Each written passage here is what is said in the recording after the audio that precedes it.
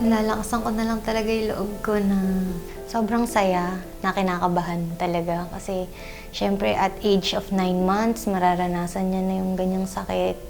Pero ando naman po yung saya kasi syempre, hindi na siya mahirapan bago siya pumasok, okay na siya. Hindi siya mabubuli para hindi siya nahihirapan. In terms of programs, in terms of what we do, my hope is really that we can take care of children with cleft conditions in the areas where they need us most.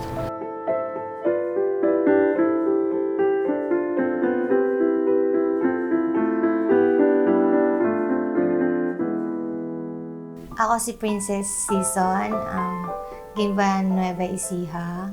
Mother ako ni Jasmine Celine Medina. Siya cleft lip and palate. 4 months bago ko nalamang buntis ako kasi wala talagang symptoms na preggy ako. Nalaman ko lang na pregnant ako nung humiga ako, flat yung tiyan ko, then may parang matigas sa puson ko. Yun din sabi ko sa partner ko na magpa-check up ako, mukhang totoo nga na buntis ako. Kaya nalaman ko, 4 months.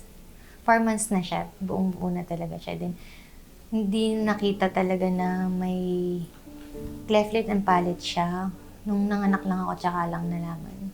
So, na-curious ako kasi sa first baby ko, pinakita agad sa akin yung picture. Tinatanong ko sa kasama ko kung asan yung picture kasi whole operation, tulog po ako. Sa recovery room na ako nung nagising ako. So, tinatanong ko siya, ayaw ipakita. So, kinabahan na ako, baka nga may something sa baby ko.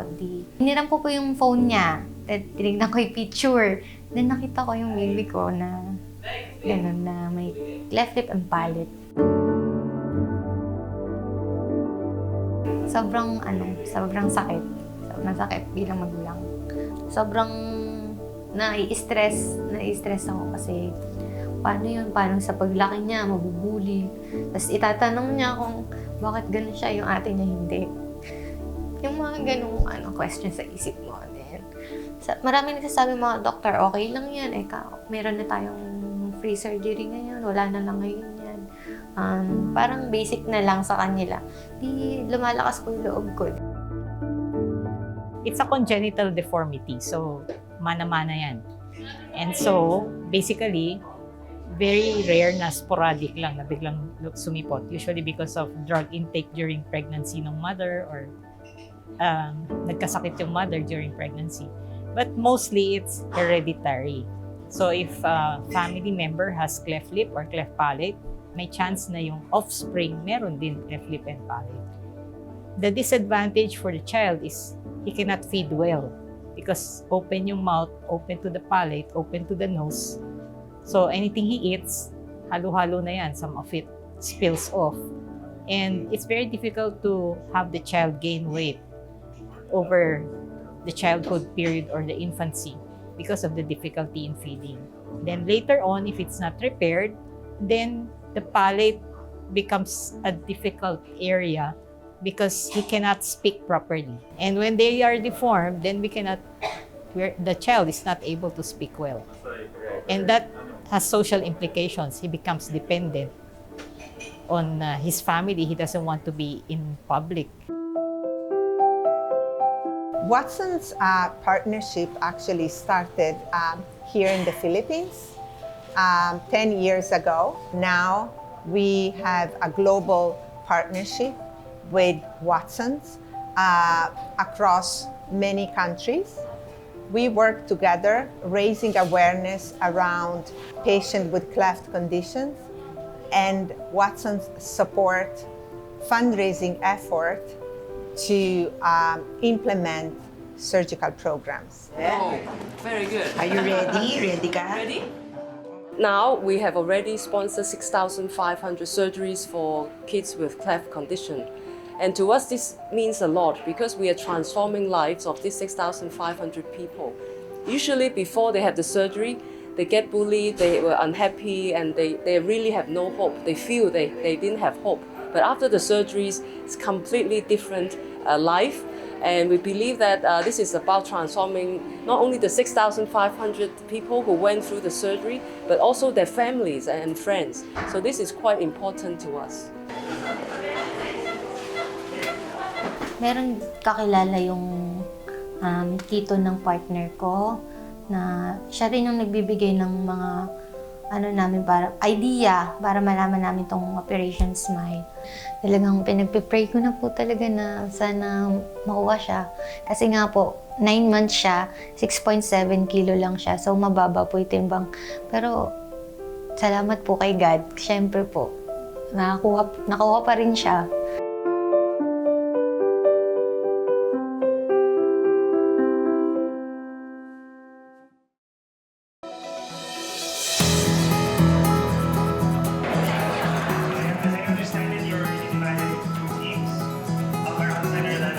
And this is a surgical program that is funded by Watson, our corporate partner at Watson. They decided to engage Next Gen team. It is a team of 21 young talent within Watson's global network that are advocating for sustainability. They came here to get exposed to the Watson's commitment to support Operation Smile, to really touch firsthand the impact that the company they work for is making for underserved communities. Okay, so I hope this project will help you to become a better self. Sponsoring the surgeries is just one part of it, but being able to involve volunteers, for example, our colleagues from around the world, we have already 17,000 colleagues who actually came to do the surgeries. And also be able to promote to our customers, because raising the awareness of people around us to understand that there's people with these cleft conditions around the world, and every 3 minutes there's one born with cleft condition, and a lot of them don't have access to the right medical support. So this program is about, one, raising awareness. We need to know and care about people around us with needs, and secondly, we're able to action. We raise funds, we involve volunteers to make mission like this week possible. And having this next gen, I'm really grateful to you guys since... Actually, ang impact nito is mas nagkaroon ng hope yung mga bata, lalo na may mga cleft palate and cleft lip. Nagkaroon sila ng hope in terms to have a bigger smile. It uplifts their dignity also, na mabawasan na yung bullying dito sa Pilipinas. And I know there's a lot of organizations also helping more kids, especially OSP. For me, it's a fulfillment actually to be one of the volunteers of the OSP and also with Watson's. Really an experience that I never had, and I've joined the AS Watson Sustainability Committee for Next Generations, which is a committee for new employees under 30 years old. And as part of this program, there is the possibility to take part of the surgery missions for Operation Smile. I volunteered personally for my Italian community. I, for example, donate blood, but I never took part of volunteer experience as an employee. So I was really glad that my company gave me the chance to be part of this experience. Of course, we are not doctors, we are just volunteers, but I could really feel that the doctor felt as our support just for operational stuff, or just for the patient to have a person which is not a doctor just smiling at them or helping them or ask them, do you need something? So it's like small things that a normal person can do to support during such a special moment for the patients. Cleft surgery has been a part of my training in plastic surgery, and I see the benefits on these children. In fact, it's very inspiring that I've been there over 20 years, and so it inspires me to go on and deliver this skill even to the less fortunate. So we figured figure out techniques that will work for them. Then I Yung usually role ng speech therapist sa cleft management, first we do screening, and then before operation, we provide techniques on how they can, for wound care management, as well as what they could eat after surgery. And then post-operation, we highlight the importance of speech therapy in the overall development of their speech and language skills. Actually, before pre-op, we already highlight sa parents and kids na babalik sila para sa speech camp. So we make it enticing for them, maglalaro with teacher, ganon, so that ma-encourage silang bumalik para alam din nila na hindi natatapos sa libreng operasyon yung management.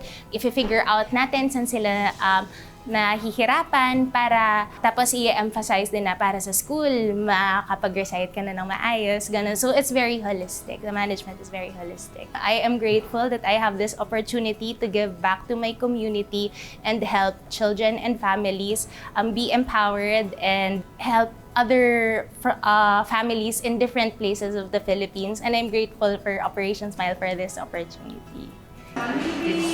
So it's natural for everyone who develops from infancy to childhood to adulthood to lead a normal life.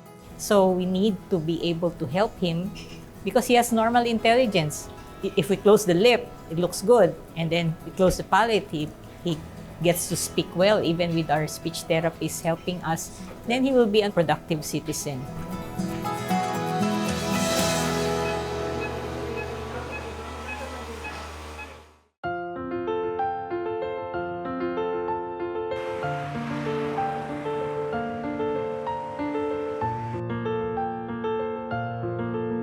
Here in the Philippines, there is a big need, and actually, the Philippines is the country where Operation Smile was born back in 1982.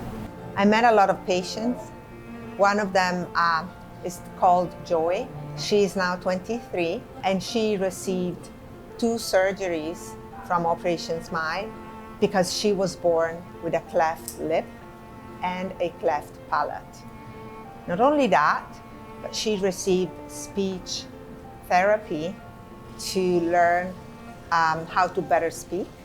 So she could access to comprehensive care out of Operation Smile. She's not bullied anymore, and she's beautiful.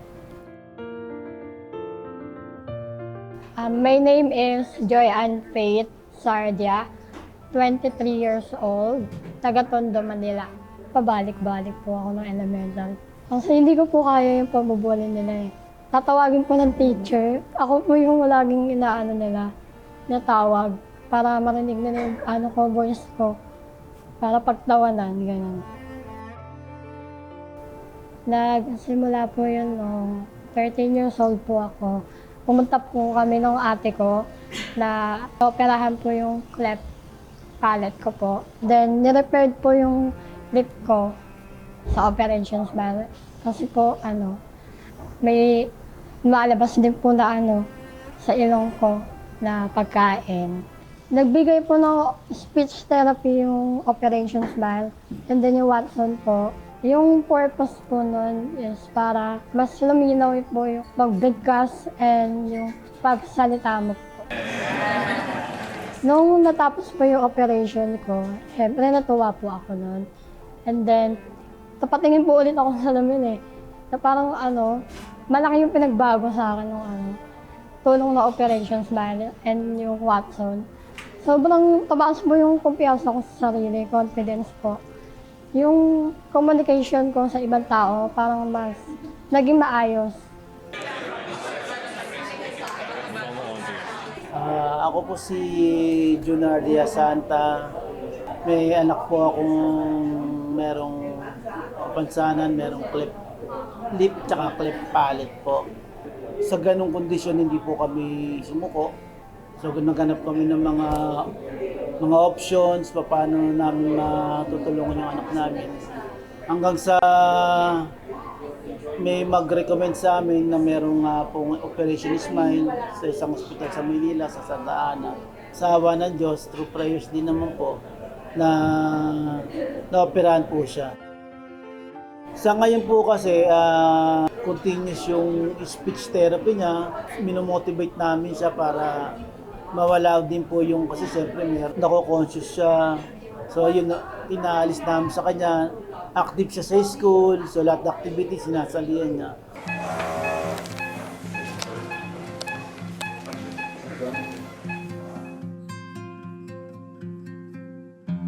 When you walk into the operation theatre, it's quite touching because in 45 minutes, they get a new look, they get a new life. And I managed to talk to the surgeons.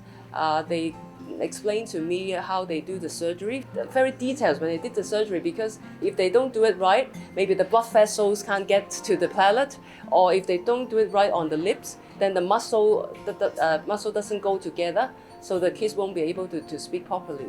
So they spend a lot of focus to make sure it's done very, very well. It's not like just another surgery. I can see that they put in a lot of attention to make sure that one surgery is perfectly done. So we're dealing with pediatric patients, and pediatric patients are very vulnerable, very volatile. So we really have to exert a lot of effort and safety in order to have a safe surgery for them. So that is one of the advantages of partnering with Operation Smile Watsons. We change life one smile at a time.